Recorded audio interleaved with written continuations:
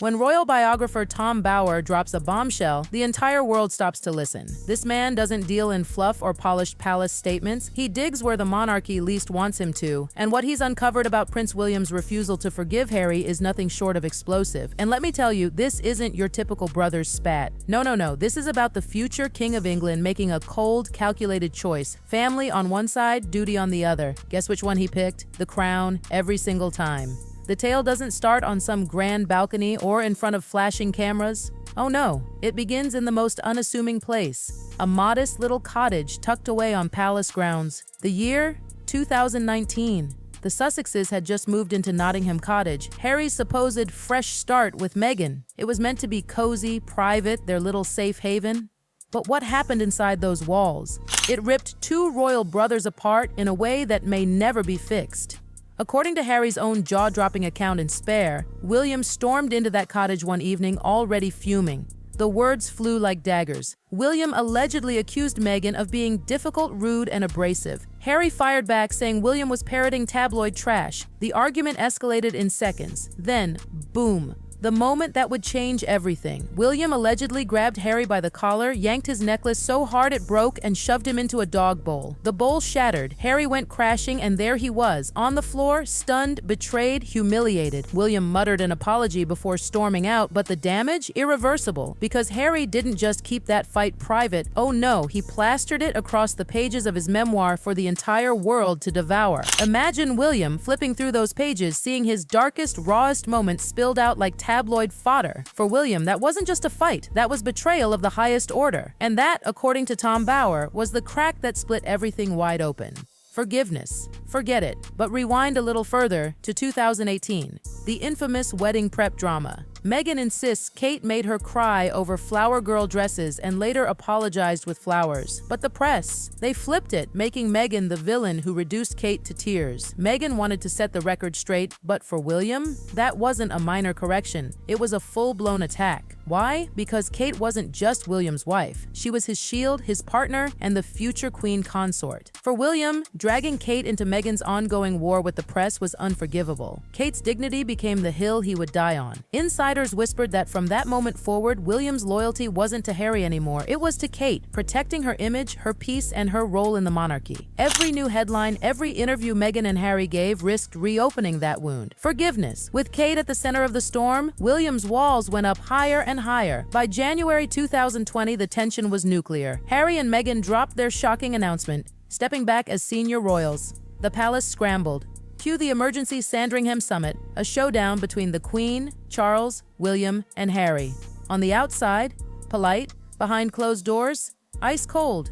William reportedly walked in with one mission: protect the monarchy no matter what. He laid it out crystal clear. Harry and Meghan couldn't be half in, half out. No cherry-picking royal perks while chasing Hollywood deals. For Harry, hearing this from his own brother? Crushing. But for William, it was survival. Blood meant nothing compared to the institution. When the meeting ended, the official statement oozed respect and understanding. But in truth, that summit wasn't reconciliation, it was the final fracture. William walked away, not just disappointed in Harry, but convinced his brother had become a threat to the crown. And forgiveness? It drifted even further out of reach. Fast forward to March 2021, the world tuned in for what looked like a harmless sit-down interview. But the second Oprah Winfrey leaned forward and Harry and Meghan started talking. Oh my God, it was like watching a nuclear bomb detonate in real time. They didn't hold back. Meghan revealed that palace insiders had questioned how dark baby Archie's skin might be. She claimed she was denied mental health support when she was at her lowest, and she flipped the narrative on its head, declaring it was Kate who made her cry, not the other way around. The public gasped. The press went into meltdown, but William? He was livid. His wife was once again painted as the villain on international television. His family accused of racism and cruelty in front of millions. Can you even imagine how humiliating that felt for the man who's supposed to hold the crown steady?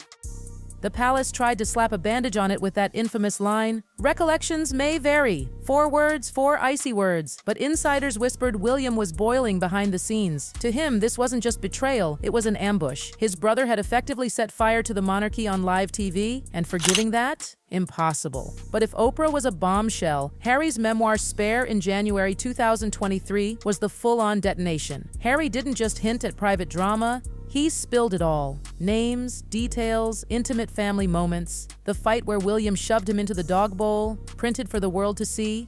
Kate's reactions? Exposed. Even the tiniest private exchanges, the kind only brothers would share, laid bare. The headlines went wild. The public devoured every page. But behind palace doors, William's anger curdled into something colder. Resolve.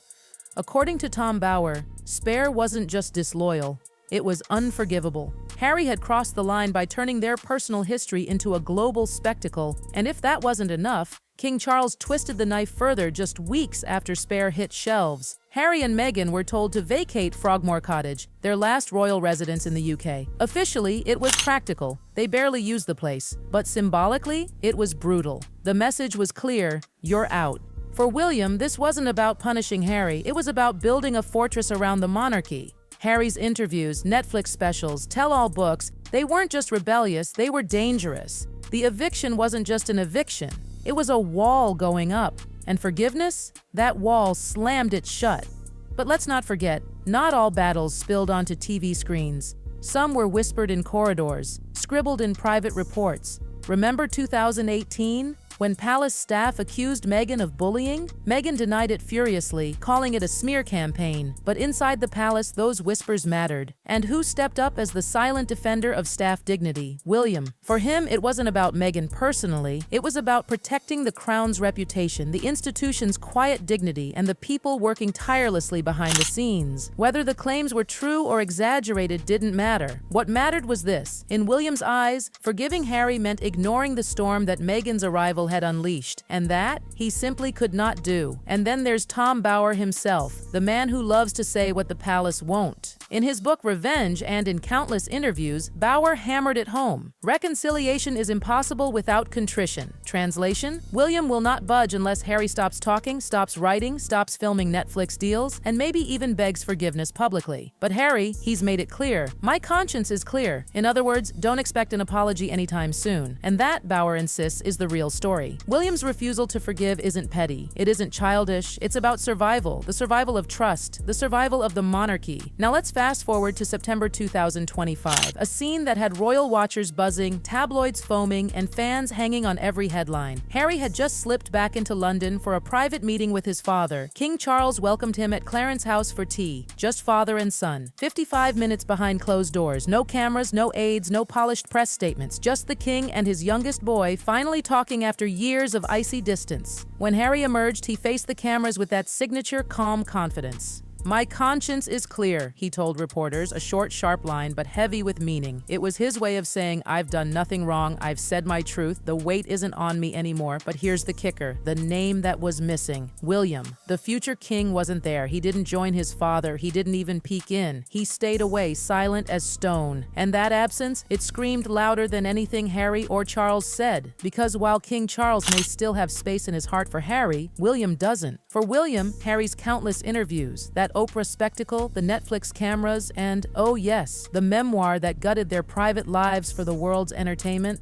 those were crimes against the family he will never pardon. Tom Bower has said it before, and he'll keep saying it. William's silence is deliberate. He isn't being cold because he's heartless. He's being cold because he knows that forgiveness would mean weakness. To forgive Harry now would be to risk the monarchy itself, and that's what makes this feud so gut-wrenching. On one side, you have William, the heir, the steady one, the protector of the crown. He believes in duty above all else. For him, personal feelings are expendable if the institution is at stake. On the other side, Harry, the spare, the rebel, the truth-teller, the rebel. A man who insists that speaking out is the only way to break free of the suffocating silence. Two brothers raised under the same shadow of Diana's tragedy, now walking paths that could not be more different. And between them, a chasm so wide it might as well be permanent. Think about it. The monarchy has survived abdications, divorces, scandals, tragedies.